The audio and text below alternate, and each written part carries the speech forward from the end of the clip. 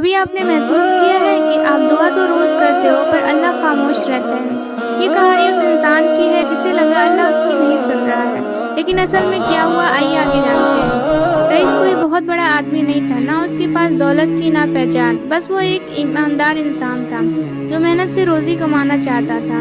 हर सुबह नमाज के बाद वो अल्लाह के सामने हाथ उठाता और कहता, या अल्लाह मुझे किसी के आगे झुकने से बचा लेना, मुझे गलत रास्ते पर मत जाने देना।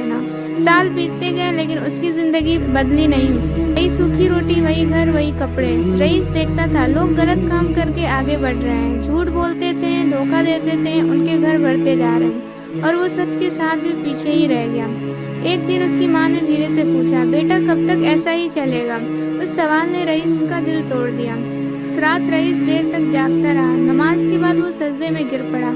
उसकी आवाज कांप रही थी, या अल्लाह क्या मैं इतना भी काबिल नहीं हूँ कि तू मेरी एक बात सुन ले? उसने पहली बार अल्लाह से शिकायत की और फिर खामोशी छा गई। कुछ दिनों बाद रईस को एक काम का मौका मिला। पैसे बहुत थे, जिंदगी बदल सकती थी, लेकिन उस काम में थोड़ा झूठ था, थोड़ा धोखा था। उसका दिल जोर जोर से धड़कने लगा। उसने खुद से कहा, अगर मैं ये छोड़ दूं तो शायद कभी कुछ नहीं मिलेगा।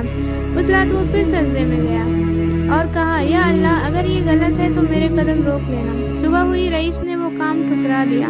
फोन रखते ही उसके हाथ कांप रहे थे। उसने खुद से कहा, आज मैंने अपना भविष्य खुद मिटा दिया। उस दिन वो बहुत उदास था। कुछ महीनों बाद रईस को पता चला कि जिस काम को उसने छोड़ा था उसी में लोग फंस गए। इज्जत गई, सुकून गया, जिंदगी बर्बाद हो गई। रईस की आंखों से आंसू निकल आए। उसने आसमान की तरफ देखा और कहा, या अल्लाह तू उस दिन भी सुन रहा था ना? उस दिन रईस समझ गया, अल्लाह खामोश नहीं होता, वो बस हमें गलत चीजों से बचाता है। जो देर होती है वो सजा नहीं होती, वो रहमत होती है। अल्लाह हमेशा हमें वो नहीं देता जो हम मांगते हैं, बल्कि वो देता है जो हमें बचा लेता है। उसकी दुआ कबूल हो चुकी थी, बस तरीका अलग था। तो अगर आज अल्लाह आपकी दुआ पर खामोश है तो शायद वो आपको उस चीज से दूर रख रहा है जो आपको नुकसान दे सकती है या जो आपके लिए सही नहीं है। तो अल्लाह पर भरोसा रखिए।